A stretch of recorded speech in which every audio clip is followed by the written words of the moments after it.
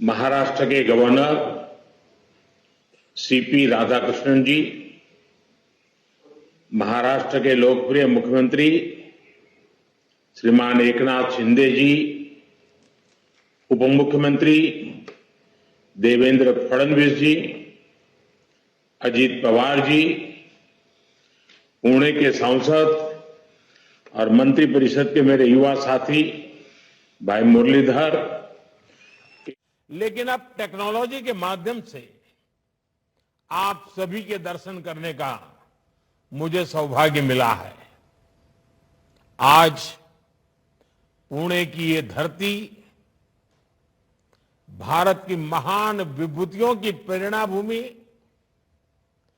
महाराष्ट्र के विकास के नए अध्याय की साक्षी बन रही है। अभी डिस्ट्रिक्ट कोर्ट से स्वारगेट सेक्शन रूट का लोकार्पण हुआ है। इस रूट पर भी अब मेट्रो चलना शुरू हो जाएगी। स्वारगेट कात्रज सेक्शन का आज शिलान्यास भी हुआ है। आज ही हम सबके श्रद्धेय क्रांति ज्योति सावित्रीबाई फुले मेमोरियल की नींव भी रखी गई है। पुणे शहर में ईज ऑफ लिविंग बढ़ाने का हमारा जो सपना है, मुझे खुशी है कि हम उस दिशा में तेज गति से आगे बढ़ रहे हैं। भाइयों बहनों, आज भगवान विट्ठल के आशीर्वाद से उनके भक्तों को भी स्नेह उपहार मिला है। सोलापुर को सीधे एयर कनेक्टिविटी से जोड़ने के लिए एयरपोर्ट को अपग्रेड करने का काम पूरा कर लिया गया है। यहां के टर्मिनल बिल्डिंग की क्षमता बढ़ाई गई है। यात्रियों के लिए नई सुविधाएं तैयार की गई हैं। इससे देश विदेश हर स्तर पर विठोबा के भक्तों को काफी सुविधा होगी। भगवान विट्ठल के दर्शन करने के लिए लोग अब सीधे सोलापुर पहुंच सकेंगे। यहां व्यापार, कारोबार और पर्यटन को भी बढ़ावा मिलेगा। मैं महाराष्ट्र के लोगों को, आप सबको इन सभी विकास कार्यों के लिए बहुत बहुत बधाई देता हूं, शुभकामनाएं देता हूं।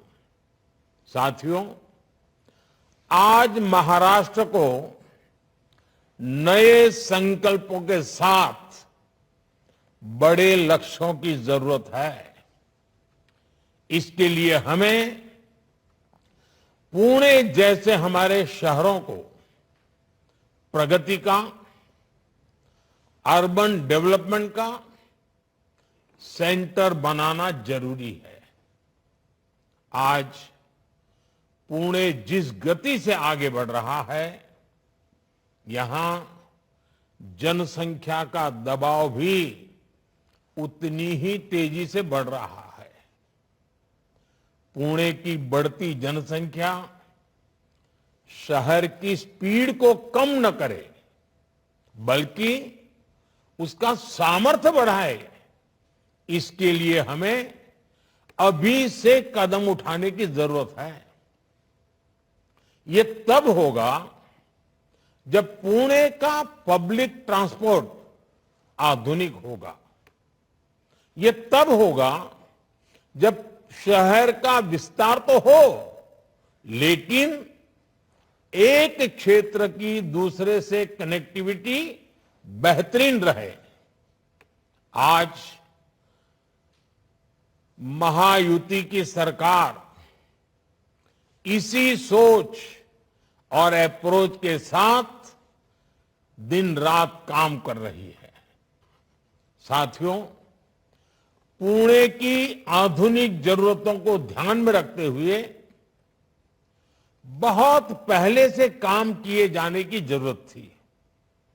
पुणे में मेट्रो जैसा एडवांस ट्रांसपोर्ट सिस्टम बहुत पहले आ जाना चाहिए था, लेकिन दुर्भाग्य से बीते दशकों में हमारे देश के शहरी विकास में प्लानिंग और विजन दोनों का अभाव रहा।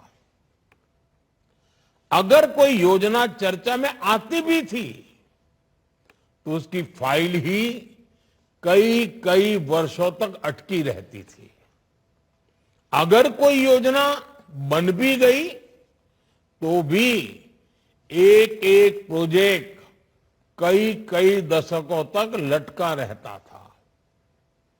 उस पुराने वर्क कल्चर का बहुत बड़ा नुकसान हमारे देश को, महाराष्ट्र को और पुणे को भी हुआ। आप याद करिए, पुणे में मेट्रो बनाने की बात सबसे पहले 2008 में शुरू हुई थी, लेकिन 2016 में इसकी आधारशिला तब रखी गई जब हमारी सरकार ने अड़चनों को हटाकर तेजी से निर्णय लेना शुरू किया। और आज देखिए, आज पुणे मेट्रो रफ्तार भी बढ़ रही है और उसका विस्तार भी हो रहा है। आज भी एक और हमने पुराने काम का लोकार्पण किया है, तो साथ ही स्वार गेट से कात्रज लाइन का शिलान्यास भी किया है। इसी साल मार्च में मैंने रूबी हॉल क्लिनिक से रामवाड़ी तक मेट्रो सेवा का लोकार्पण भी किया था। 2016 से अब तक इन 7-8 वर्षों में पुणे मेट्रो का ये विस्तार, इतने रूट्स पर काम की ये प्रगति और नए शिलान्यास, अगर पुरानी सोच और कार्य पद्धति होती तो इनमें से कोई भी काम पूरे नहीं हो पाते। पिछली सरकार तो 8 साल में मेट्रो का एक पिलर भी खड़ा नहीं कर पाई थी, जबकि हमारी सरकार ने पुणे में मेट्रो का आधुनिक नेटवर्क तैयार कर दिया है। साथियों, राज्य की प्रगति के लिए विकास को प्राथमिकता देने वाली सरकार की निरंतरता जरूरी होती है। जब जब इसमें रुकावट आती है तो महाराष्ट्र को बड़ा नुकसान उठाना पड़ता है। आप देखिए, मेट्रो से जुड़े प्रोजेक्ट हो, मुंबई अहमदाबाद बुलेट ट्रेन हो, या किसानों के लिए सिंचाई से जुड़े कई महत्वपूर्ण काम हो, डबल इंजन सरकार से पहले महाराष्ट्र के विकास के लिए जरूरी ऐसे कितने ही प्रोजेक्ट्स डिलेल हो गए थे। इसी का एक और उदाहरण है बिडकिन इंडस्ट्रियल एरिया। हमारी सरकार के समय मेरे मित्र देवेंद्र जी ने ऑरिक सिटी की संकल्पना रखी थी। उन्होंने दिल्ली मुंबई इंडस्ट्रियल कॉरिडोर पर शिंद्रा बिडकिन इंडस्ट्रियल एरिया की नींव रखी थी। National industrial corridor development programme के तहत इस पर काम होना था, लेकिन बीच में ये काम भी ठप हो गया था। अब शिंदे जी के नेतृत्व में डबल इंजन सरकार ने उन अड़चनों को भी हटाने का काम किया है। आज यहां बिडकिन इंडस्ट्रियल नोड को भी राष्ट्र को समर्पित किया गया है। छत्रपति संभाजी नगर में लगभग 8,000 एकड़ में बिडकिन इंडस्ट्रियल एरिया का विस्तार होगा। कई बड़े बड़े उद्योगों के लिए यहां जमीन अलॉट हो गई है। इससे यहां हजारों करोड़ का निवेश आएगा। इससे हजारों युवाओं को रोजगार मिलेगा। निवेश से नौकरी पैदा करने का ये मंत्र आज महाराष्ट्र में युवाओं की बड़ी ताकत बन रहा है। विकसित भारत के शिखर पर पहुंचने के लिए हमें कई पड़ाव पार करने हैं। भारत आधुनिक हो, भारत का मॉडर्नाइजेशन भी हो, लेकिन हमारे मूलभूत मूल्यों के आधार पर हो। भारत विकसित भी हो, विकास भी करे और विरासत को भी गर्व के साथ लेकर आगे बढ़े। भारत का इंफ्रास्ट्रक्चर आधुनिक हो और ये भारत की आवश्यकताओं और भारत की प्राथमिकताओं के आधार पर हो। भारत का समाज एक मन, एक लक्ष्य के साथ तेज गति से आगे बढ़े। इन सारी बातों को ध्यान में रखकर हमें आगे चलना ही है। महाराष्ट्र के लिए भी जितना जरूरी फ्यूचर रेडी इंफ्रास्ट्रक्चर है, उतना ही जरूरी है कि विकास का लाभ हर वर्ग तक पहुंचे। ये तब होगा जब देश के विकास में हर वर्ग, हर समाज की भागीदारी होगी। ये तब होगा जब विकसित भारत के संकल्प को नेतृत्व देश की महिलाएं करेगी। समाज में बदलाव की जिम्मेदारी जब महिलाएं उठाती हैं तो क्या कुछ हो सकता है। महाराष्ट्र की धरती तो इसकी साक्षी रही है। इस धरती ने और इस धरती से सावित्रीबाई फुले ने महिलाओं की शिक्षा के लिए इतना बड़ा आंदोलन शुरू किया था। यहां बहन बेटियों के लिए पहला स्कूल खोला गया था। इसकी स्मृति को, इस विरासत को संजोकर रखना जरूरी है।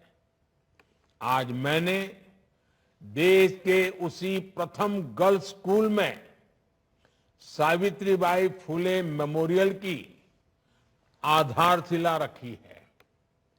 मुझे खुशी है कि इस मेमोरियल में एक स्किल डेवलपमेंट सेंटर, लाइब्रेरी और दूसरी जरूरी सुविधाओं का निर्माण भी किया जा रहा है। ये मेमोरियल सामाजिक चेतना के उस जन आंदोलन की स्मृतियों को जीवंत करेगा। ये मेमोरियल हमारे समाज को, हमारी नई पीढ़ी को प्रेरणा देगा। भाइयों और बहनों, आजादी के पहले देश में जो सामाजिक हालात थे, जो गरीबी और भेदभाव था, उन हालातों में हमारी बेटियों के लिए शिक्षा बहुत मुश्किल थी। सावित्रीबाई फुले जैसी विभूतियों ने बेटियों के बंद शिक्षा के दरवाजों को खोला। लेकिन आजादी के बाद भी देश उस पुरानी मानसिकता से पूरी तरह मुक्त नहीं हुआ। कितने ही क्षेत्रों में पिछली सरकारों ने महिलाओं की एंट्री बंद करके रखी थी। स्कूलों में शौचालय जैसी मूलभूत सुविधाओं का अभाव था। इसके कारण स्कूल होने के बावजूद भी स्कूलों के दरवाजे बेटियों के लिए बंद थे। जैसे ही बच्चियां थोड़ी बड़ी होती थी, उन्हें स्कूल छोड़ना पड़ता था। सैनिक स्कूलों में तो बेटियों के एडमिशन पर रोक थी। सेना में ज्यादातर कार्यक्षेत्रों में महिलाओं की नियुक्ति पर रोक थी। इसी तरह कितनी ही महिलाओं को प्रेगनेंसी के दौरान नौकरी छोड़नी पड़ती थी। हमने पुरानी सरकारों की उन पुरानी मानसिकताओं को बदला, पुरानी व्यवस्थाओं को बदला। हमने स्वच्छ भारत अभियान चलाया। उसका सबसे बड़ा फायदा देश की बेटियों को, हमारी माताओं बहनों को हुआ। उन्हें खुले में शौच से छुटकारा मिला। स्कूलों में बनाए गए शौचालयों के कारण और बेटियों के लिए अलग शौचालयों के कारण बेटियों का ड्रॉप आउट रेट कम हुआ।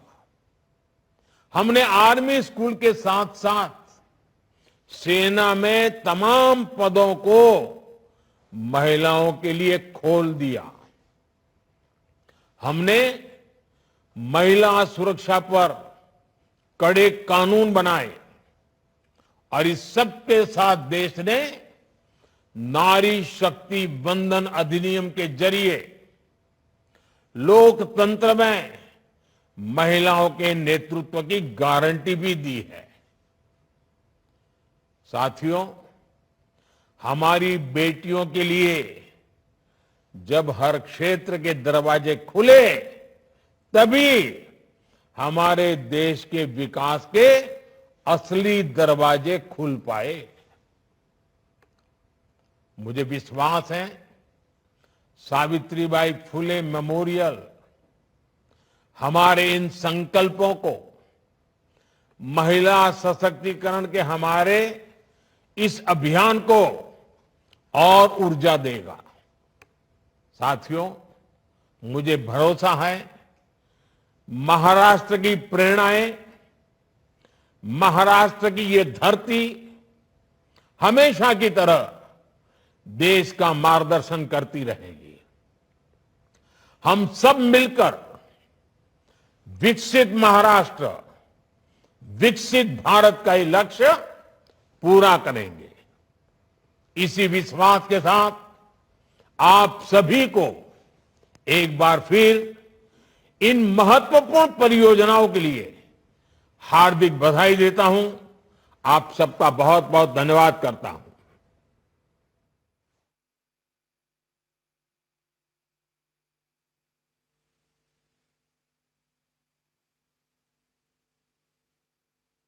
Hello hello. माननीय प्रधानमंत्री जी से अनुरोध है कि वे हरी झंडी दिखाकर स्वारगेट से जिला कोर्ट तक की मेट्रो का शुभारंभ करें।